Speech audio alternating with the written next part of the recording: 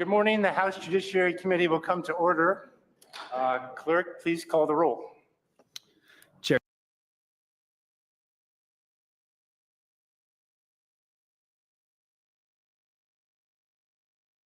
Thomas.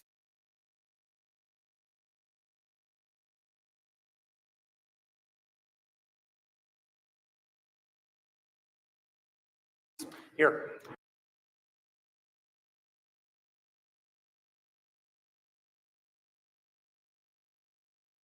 Ranking Member Isaacson. Here. Representative Callender. Representative Mohammed. Here. Representative Odioso. Here. Representative Olslager. Representative Stewart. Representative Swearingen. Here. Representative Sonnenberg. Here. Representative Timms. Representative Williams. We have a quorum present and we'll continue as a full committee. The minutes from the previous meeting are on your iPads. Please review the minutes.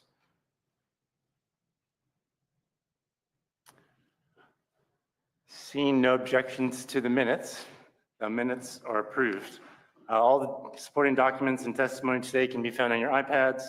If the public wishes to be informed about upcoming hearings, please visit the Judiciary Committee website and sign up to be on the distribution list. I'd now like to call up House Bill 194 for its first hearing. Representative Barhorst is here to provide sponsored testimony. Welcome, and please proceed when you're ready. Thank you, Chairman. Through the chair.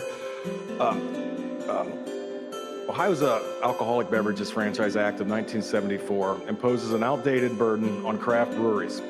Originally designed for an era before craft breweries existed, the law locks breweries into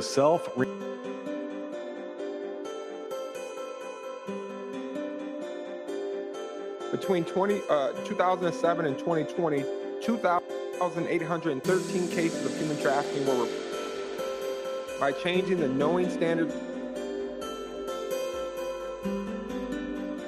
use of human rights, but also destabilizes it. Willing to be open to have those discussions. Through this process, we can certainly adjust that date or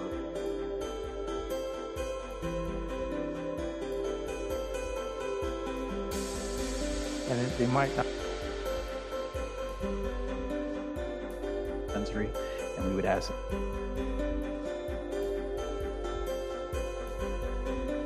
I'd like to now call up House Bill 160 for its first hearing. I call on Representative Stewart for motion. Thank you, Chair. I would like to move to amend House Bill 160 with amendment number 0273. The amendment can be found on your iPads. The amendment is in order. Please proceed.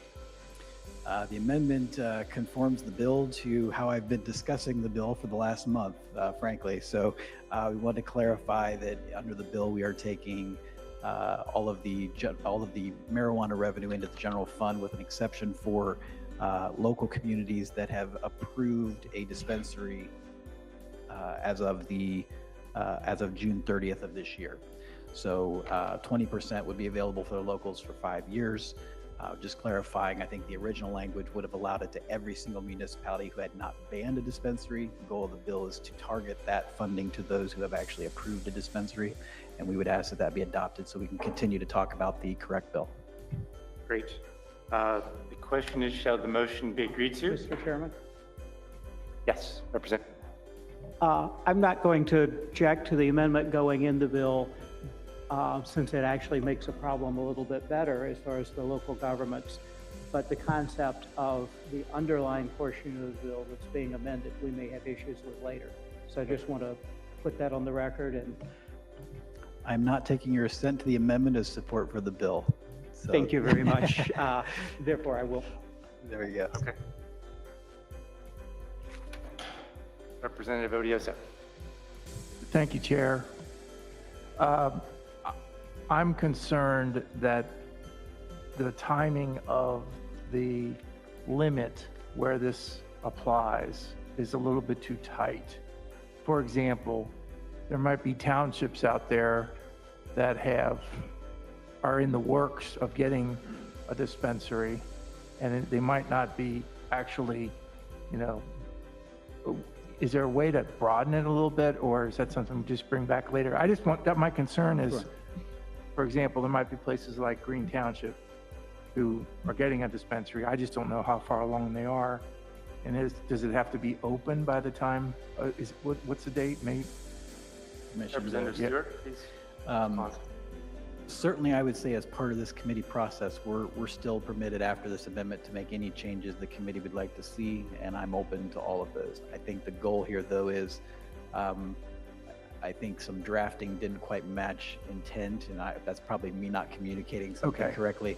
I think we do need to narrow it down from essentially every municipality and township that has not banned dispensaries is a far larger number than those who have today. So I'd like to restrict down to a more manageable number, and then through this process, we can certainly adjust that date or in whatever way the committee would like to see. That's very much appreciated. Thank you, Chair. Thank you, Rep. Stewart. With no objections, the motion is agreed to, and the amendment shall become part of the bill. I now recognize Representative Stewart for sponsor testimony.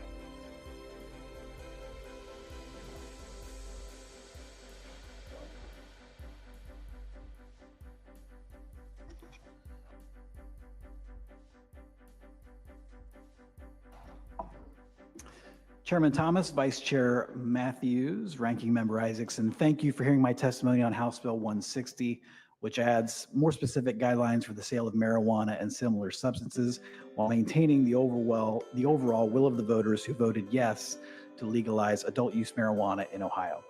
I want to acknowledge and thank Senator Steve Huffman, who has been leading this discussion in the Senate. He had Senate Bill 56 and 86, which I believe tackled marijuana and intoxicating hemp separately. I want to thank him for his work and the insight that he has on this topic.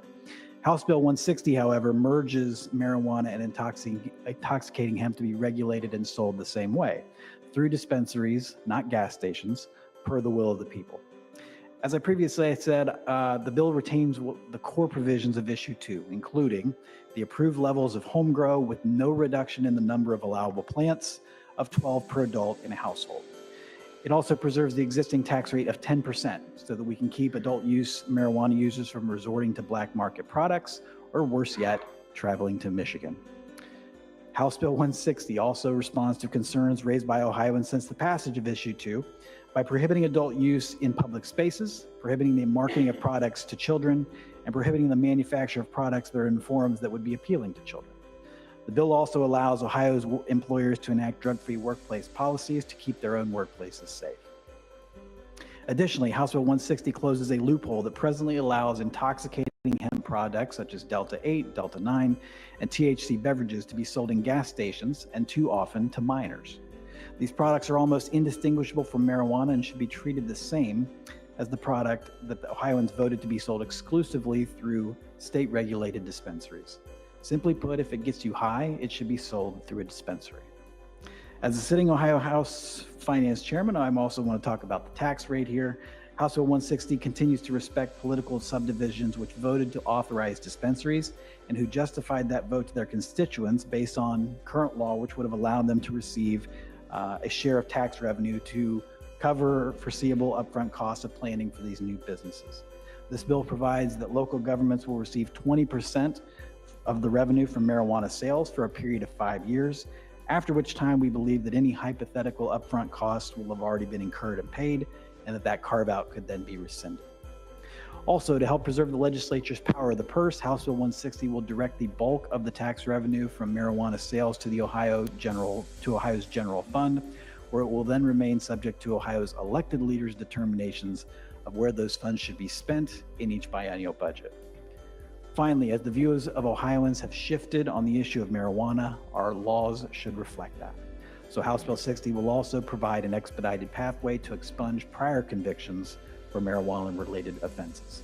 Again, I want to thank Speaker Huffman, our policy staff, and my legislative aide, J.T. Eiseldike, for their help in getting this bill drafted. I believe it's a reasonable compromise and good policy for the state of Ohio, and I am now happy to take any questions folks would have. Representative Callender with a question. Thank you. The first question will shape the remainder of the questions. Is this something that is fast-tracked and you're trying to, or foresee trying to get out in the next couple of weeks? Or is this something that we will have time to have you bring in witnesses to answer some of the more detailed questions? I think this is something we would like to have passed by June, but not within the next couple of weeks. Okay, so not before spring break then? No, not before spring break. It's certainly our expectation that we would have the normal opportunity for opponents and proponents to come in and potentially an IP meeting after the spring break. Okay. Follow up? Thank you very much. First question is an actual question. In reading through the draft, there's a lot of combining of things and combining both the recreational and medical use license. And it says that the department, whether it's the DCC or the new entity or whatever, is required to issue license that do both for several different places, including retail and growing, that the growers, processors, and license holders are required to offer both medical and adult use.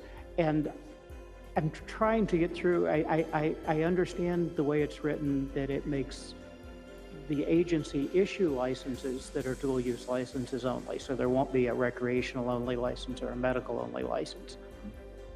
But if the person who obtains that license wishes to only participate in one of those programs, they only want to be a medical, a recreational distributor or a medical distributor, does the word require in there require them to actually have both types of products and serve both types of customers, or would they be allowed at their discretion? Their license would be required to allow both, but they would be allowed to choose as the license holder which of the two that they would, or both.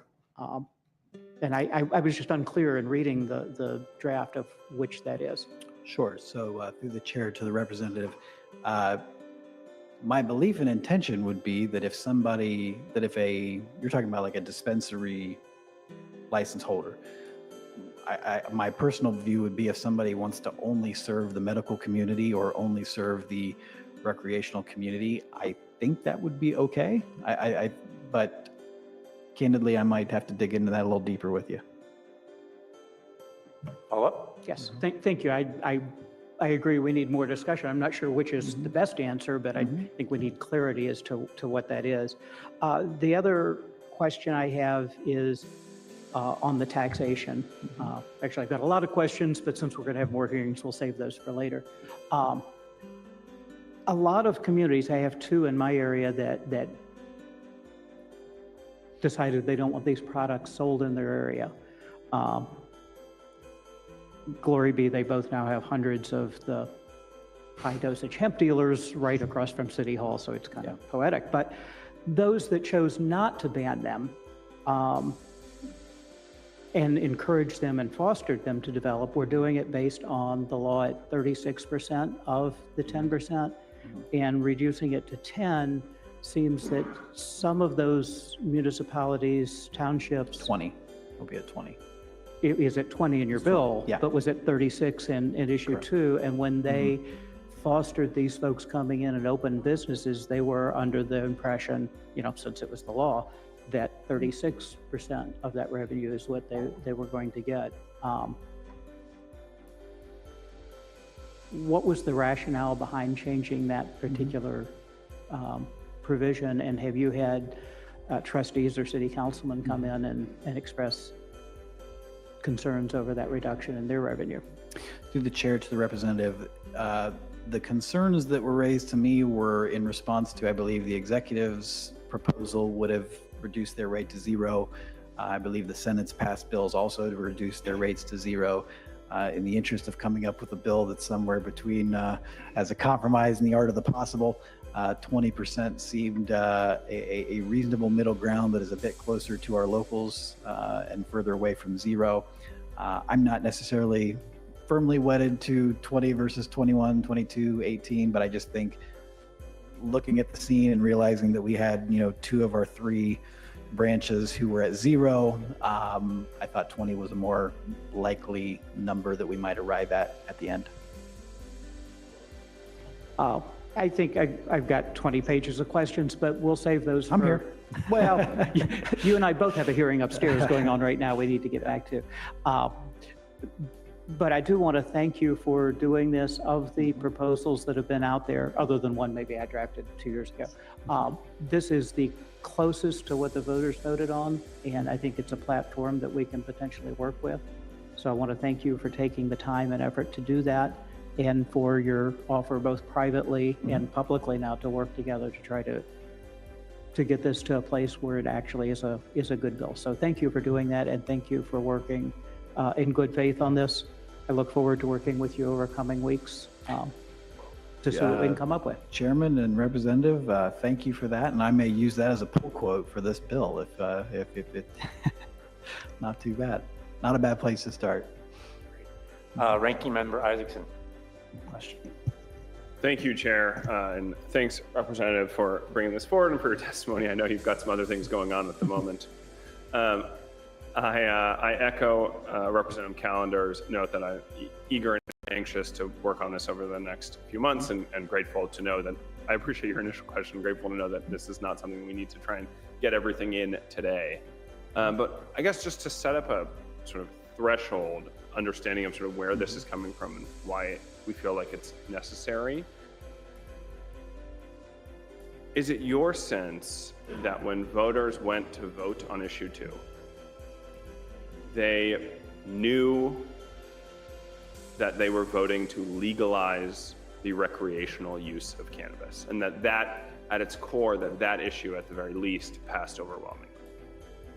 Through the chair to the representative, yes, and I think there's a few things beyond that. I think, and I had a lot of discussions about issue 2 when it was going on. It passed in my own district. It obviously passed, by a decent margin in the state of Ohio, and it's an issue that I've been interested in for a while. So I feel like I've had a lot of those conversations to have a decent sense of, I think, what people were coming from.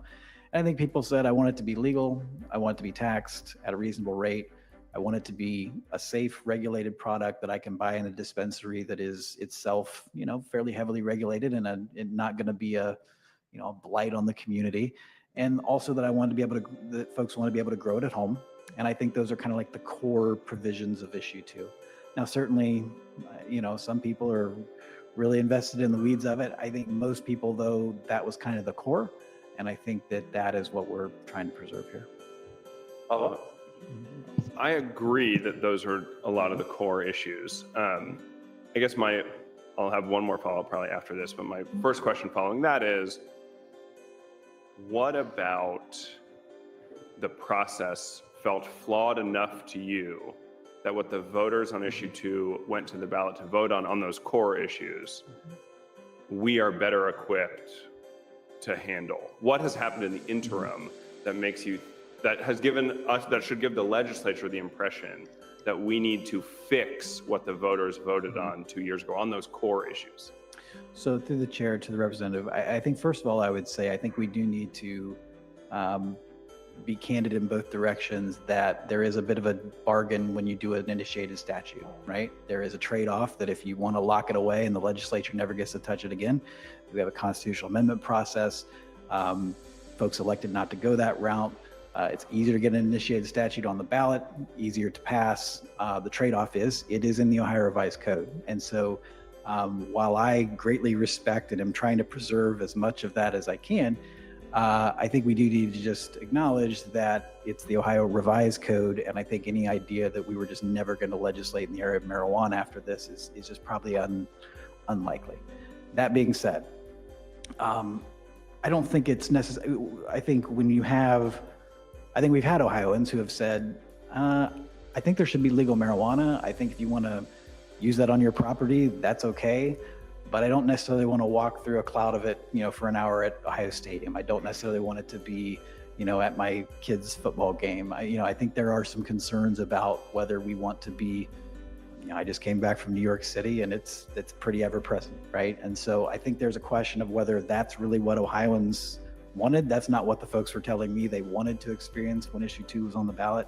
I think we also have the question of, marketing products to children, having products that are manufactured that appeal to children. Issue 2 didn't touch those things. So I think that's an open space where I think we have some room to work, where we're not contradicting anything in the bill. So I think it's more we have a statute that is going to be a continued source of discussion, as every other law that we have is. I would rather have that discussion in a way that is as close to issue 2 as possible, while still acknowledging the fact that, we need to kind of come to a compromise here that I think lets people move on and say, we've dealt with the issues we care about on marijuana, and then we let this industry kind of work its course. Follow up? Thank you for the explanation. I totally agree, especially on issues related to the marketing and like the things that issue 2 didn't cover that are still exist in this space. We absolutely should. That is, I think, really our job is to do that legislation. I appreciate so much of it being in here. My question is, and we'll dive in more on other things, but my question for now is, what is the thinking, given that we started with the premise of the voters did know and vote overwhelmingly that they were making this cannabis legal to use recreationally? What is the thinking behind the increase in criminal penalties for passing a joint, or for, and making that trafficking, or for being a passenger in a car and using it, right? We have penalties certainly for having an open container in a car, for alcohol, that don't come anywhere close to the criminal penalties in here. So what is the thinking behind the recriminalization elements of this bill, when I think we all know that voters knew one thing for sure: they were voting to legalize the recreational use of marijuana? Through the chair to the representative, I think, the campaign for issue 2 was literally called Regulate Marijuana Like Alcohol. So I think with regard to, criminal offenses relating to transportation, having it in the vehicle, how you can use it in the context of a vehicle, I think the bill kind of comes close to mirroring what we have in the alcohol law, right? We don't have open container. You also can't have open packages of marijuana that you purchase. So, that's how we know that you're not using the product in the car. So I think that's number 1. Number 2, I think once you get into this space, there is just naturally, if you're going to say something, can or can't be done, there has to be a consequence to that. And if you don't have a consequence to that, there's really no enforceability to the regulation. I think also we are kind of coming into this from the House side, having kind of, in my view, kind of ceded to the Senate, most of the ground on this for 2 years. And so now we have a process where, they've passed bills that have certain provisions in here. A lot of, some of the provisions of House Bill 160 are taken from the bills that have passed in the Senate. So I think it's more just legislative reality of, if we're going to get a bill through both chambers, we need to incorporate some of what both chambers have wanted to see, even if those may not be things that necessarily animate me personally. All right. Representative Swearingen with a question. Thank you, Chairman. Thank you for your testimony today.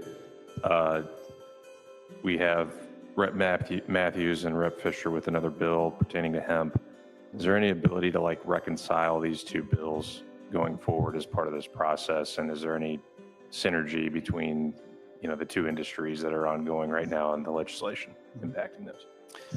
So through the chair to the representative, with a little bit of apologies, I've seen the co-sponsor request. I've been a little too tied up to dig into some of the details. My understanding, though, is they would allow some sales of intoxicating hemp products outside of the dispensaries. I think that part is probably not going to harmonize well with the intent of this bill. I think our point is Ohioans voted to say that these products would be sold one place. And if we have a situation today where they're being sold in 1,000 other places, a functionally equivalent product, that is what we would want to not allow. So I would say too, I think we have gotten bogged down in the legislature overall by saying, well, we have a marijuana bill. And that marijuana bill must address every single aspect of marijuana, every single aspect of licensing, every aspect of criminal law. And I think we've had a bill that's been bogged down because we've tried to do too much at once. I would like to have a bill that we pass that is fairly clean, that doesn't get into licensing and scope, what I call the scope of practice of marijuana law, right? And kind of defer those discussions of licensing and who gets what and how many square feet and which product here and there. I think if we get a bill done that incorporates most of what most members are okay with, I think then we can kind of move on and continue to have a discussion about the marijuana industry the same way we have a discussion about every industry. And every other GA, there may be a bill to, tweak licenses here or tweak square footage there, or say that, now we are a little bit more comfortable with having a THC beverage outside of a dispensary.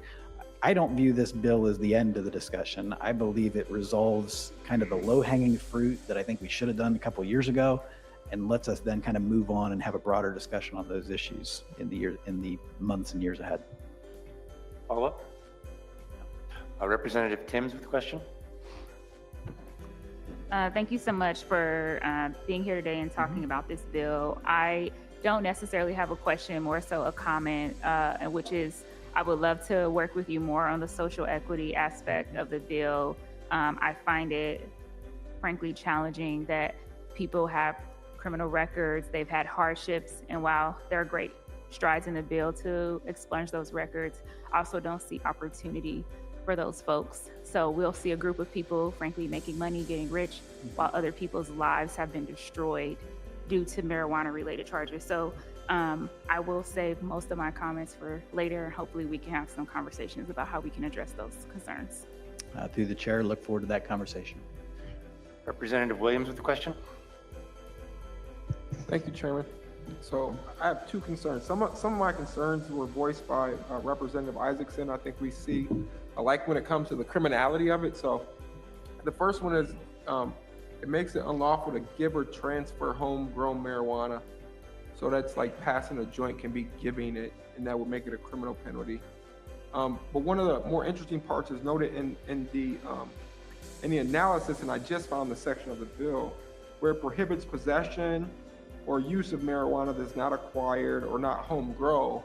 But my question is, without requiring home grow to stay within the home, how are we ever gonna know if marijuana that's being possessed by somebody in Ohio is homegrown marijuana, or marijuana bought on the street, or marijuana trafficked from another state, if we don't make homegrown marijuana stay inside of the household? That's my first question. Through the chair to the rep, I guess I'm trying to make sure I'm tracking. Do those two concerns not conflict, right? Because I mean, the first part is saying, I think the reason we would say it's unlawful to share homegrown marijuana is because we have kind of, I think even issue 2 would say we have home grow, which is for yourself, and then we're going to have an industry that kind of relies on not having home grow just be essentially a backdoor way around the regulations and a backdoor way around the dispensary. So I do think we have to kind of have some guardrails on, if you're growing at home, it's largely for you. If you are not growing at home, you go to the dispensary. Certainly if there's a reasonable tweak we can make to say that, sharing homegrown marijuana within your house or within your family, or, I don't think that, at least my goal is not to, get a kind of ticky-tack violations of, you shared a joint with someone. But if we're going to have a regime that says you have home grow and you have a dispensary, and in some ways never the twain shall meet, then there has to be a consequence for violating that statute. Thank you, Chair. So I agree. I think your intent is like that permanent transfer. You don't want somebody growing marijuana in their home and then permanently transferring it to another person. I think that's kind of the intent compared to just like sharing a joint. Right. Well, what I'm asking about the criminality is, how are we going to know if marijuana is grown at home or purchased on the street? If they look identical, they're in the same type of baggies, right? We don't have to have it in its original packaging from the dispensary. How do we know? How are we going to be able to cut down on the black market of marijuana, specifically those that's laced with fentanyl, if the home grow doesn't have to stay inside of the home? Because then if we made it where the home grow had to stay inside of the home, any marijuana that wasn't in the packaging from dispensaries could be considered contraband on the street. Otherwise, we're not going to be able to get rid of the black market. And so that was one of my concerns. And the other concern was with the transportation portion of it.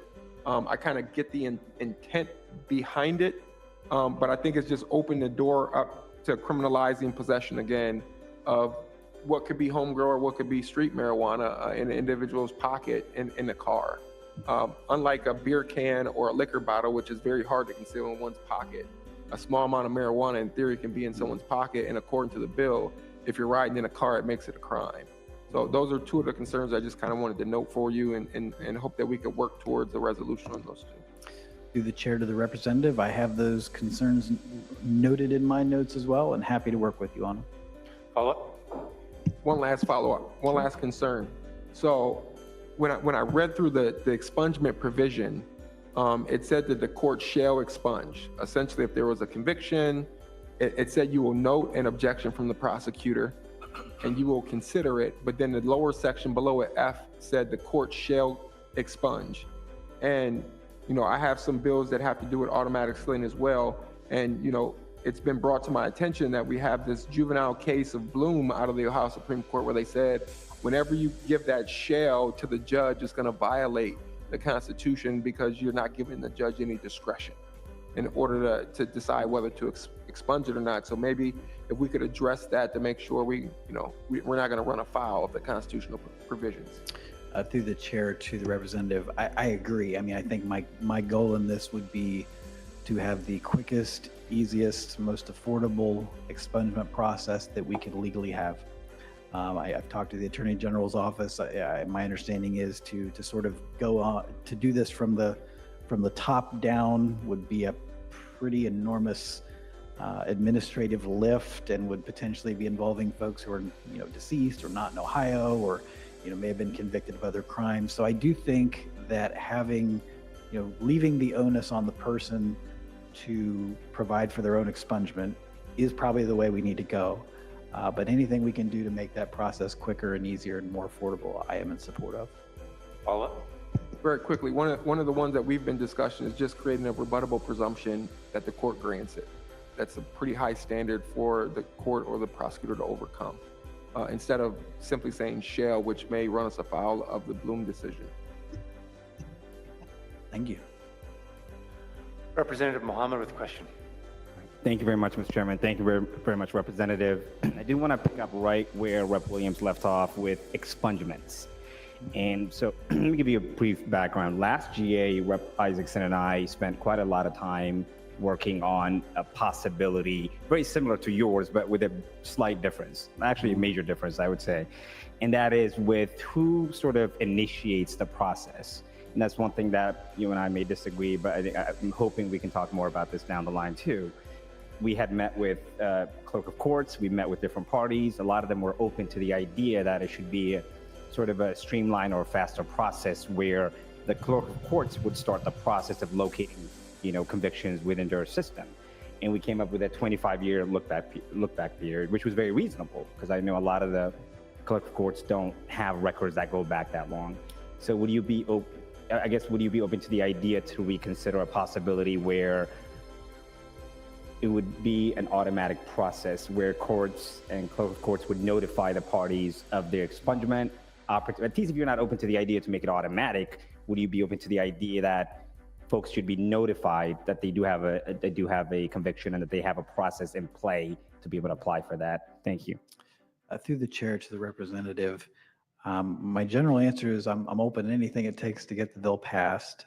That being said, I would have some hesitancy to say that we are going to kind of send our public employees on a mission to find candidates for expungement when the candidates for expungement are not willing to kind of come forward themselves. And I guess my question, I guess it's a question in my own mind, I'm not necessarily putting it to you, is, if somebody is not seeking the expungement, I guess it's kind of begged the question to me, what are we investing the effort for? I think most people who would be benefited from this hopefully remember that they had the conviction, and if not, maybe that's a separate issue. But I'm a little concerned about, these offices are busy, they have a lot to do. To kind of just say, go through the records and find everybody that got convicted of marijuana, I think we would kind of run into the same concerns that the AG has raised of, we're spending a lot of effort on a population that may not even be eligible. Follow up. So, Representative, I can understand your perspective, but obviously, given that issue 2 passed, I think a lot of people do have a concern with records, and a lot of people may not be aware that they do have a conviction. A lot of them may not be aware of the impact it's having on employment opportunities. So that's something that we can revisit. But just briefly changing topics, I did want to briefly talk about what they call processors only. I had met with a couple of processors, and the concern that they had told me was that given the passage of issue 2, it gave, I guess, larger entities that are outside the state to be able to come in and have what's called vertical integration, where they have the authority to do cultivation, processing, and dispensary. So a lot of these companies that are Ohio-based, who were existing prior to issue 2 passing, the issue they're having is they're not able to compete at the same level because they're designated as processors only, and they would have to go through a process to apply to be a dispensary or cultivate. So one of the things they had asked me, I guess, and something that I'm asking you now is, would you be open to a provision or something that protects Ohio companies that have existed prior to issue 2 to make sure that they have the right and authority to be able to get some of these licenses so they're vertically integrated? Through the chair to the representative, as much as possible, I want to stay away from this being a licensing bill. I mean, I think frankly, that's why we're still talking about some pretty basic things 2.5 years after issue 2 passed. I think that this has become, no offense to our brethren in our brothers and sisters in the lobbying community, but this has kind of become a full employment type of issue for the lobbying community because every different type of license holder has a different association, has a different objective. If we can get something done that does not bog down this bill, then my ears are certainly open. But I think the objective here and why there's not licensing provisions here is I think that's bogged down prior bills. I think we have let, sort of intramural fights about how many square footage people can have and what type of license they can have. And, for every independent processor, you have another group that says, well, no, here's why we're the aggrieved party. It's become like a scope of practice bill. And I think that those are hard to pass in the medical space, and I think they're hard to pass here in the marijuana space. So what my preference would be to keep this bill fairly clean from all those things, but then to, potentially immediately with, Representative Callender or you or anybody else to then have a bill that takes a look at these licensing questions, these competition questions.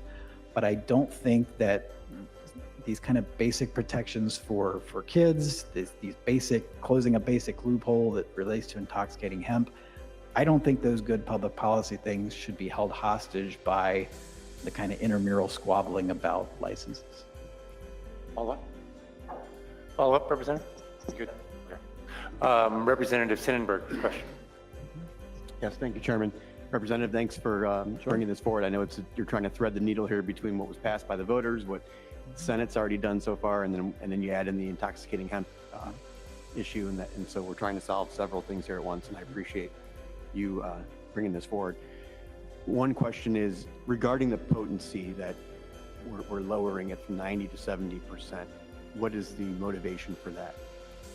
So motivation is trying to get a bill that can pass. And I think, frankly, this was not necessarily, the biggest animating issue to me. But I think you have the other chamber that has already had I think went to 70% with the option for the director to raise it. There are concerns in, our caucus about the potency level. And so I think this was designed to account for that concern on the front end rather than sort of just kind of plow ahead, not respecting the fact that we know that's an issue, maybe not in your caucus, but I think it is in mine. And so looking at how we count votes and get to a place where a bill can pass, we wanted to start out kind of acknowledging that there is that concern in the caucus. Follow up? Thank you. Yes, follow up. So the 10% tax obviously stays the same. Mm-hmm. How we divide that money up is drastically different under your proposal, under this bill, than what the voters passed with issue 2. You had said earlier in a response to Representative Callender's question, you're open to maybe some negotiation there on how we divide that. As far as the municipalities that host these entities getting 20%, and then obviously we have the social equity and jobs part, as well as the local addiction and mental health service associations. So those are not, while the cities still get their 20, about half of what they were going to get, although albeit only for 5 years. We're leaving out the social equity and the addiction and mental health boards from getting anything. Are you open to, as we move forward here, as part of the compromise, getting them as a guaranteed income stream as well? So through the chair to the representative, what you've seen, I think, also in the House substitute version of the budget is, I think we should be getting away from automatic allocations to anybody. I mean, obviously we're kind of violating that with our carve out for the locals, but by and large, I don't think it's good budgeting practice to just say that a government program is guaranteed to get X percent no matter what, as far as you go. I think that we as the legislature should be determining every 2 years or as part of that budget process, what is the raw dollars that we're spending on these programs? Are they working? Does it warrant being increased? Does it warrant being decreased? And so, you know, even in the budget bill, we've gone and said, hey, we're not going to have a specific carve out percentage for law enforcement training. We're not going to have a specific dedicated percentage for the 988 hotline. But we are going to fund those things, and we are going to determine what a reasonable amount is, and we funded those in the operating budget. I think it's pretty unlikely that a bill that retains, you know, racial quotas and social equity carve-outs is going to pass this chamber. And so I think it's unlikely that that would be a part of this bill. Everything else, I think, open to funding, but I think it should be done through the budget process and not with these sort of specified carve-outs.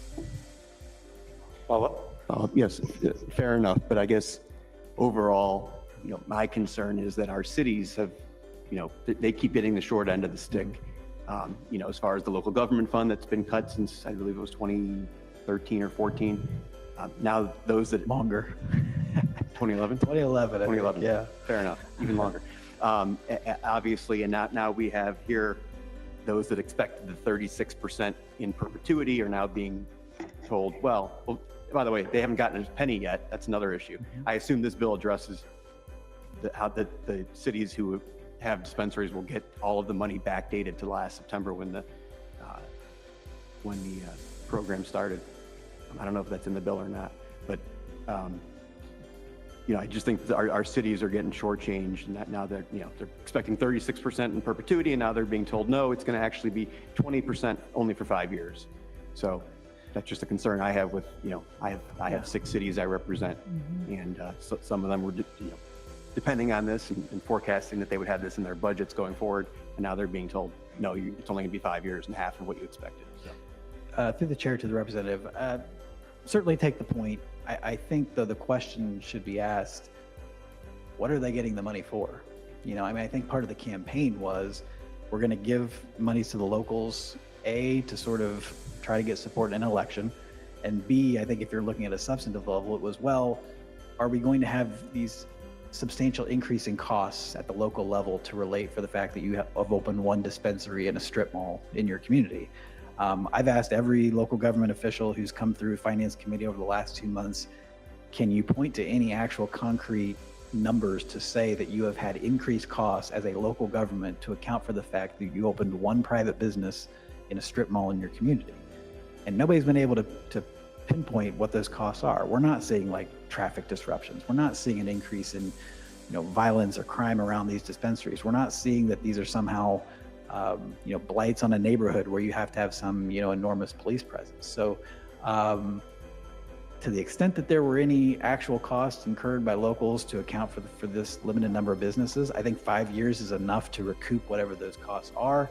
And beyond that, I understand that, you know, nobody likes to lose any money, but it does beg the question, what inherently does a municipality need to get marijuana revenue for, simply because they have a marijuana dispensary? We don't give local governments a share of all the liquor money. You know, it's just, they have liquor stores in their community. Follow-up? Thank you. No follow-up. Thank you. Representative Calendar with a question? Question or maybe a different perception.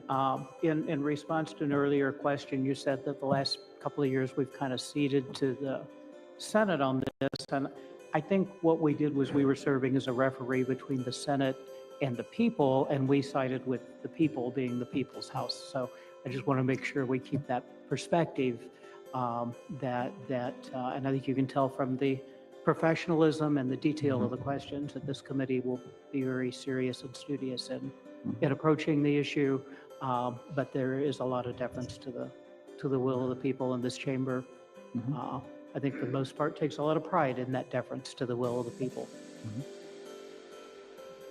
Any further questions for the witness?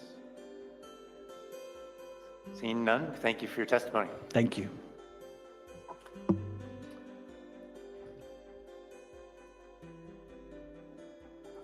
This concludes the first hearing for House Bill 160. I'd now like to call up House Bill 5 for its third hearing. First up, we have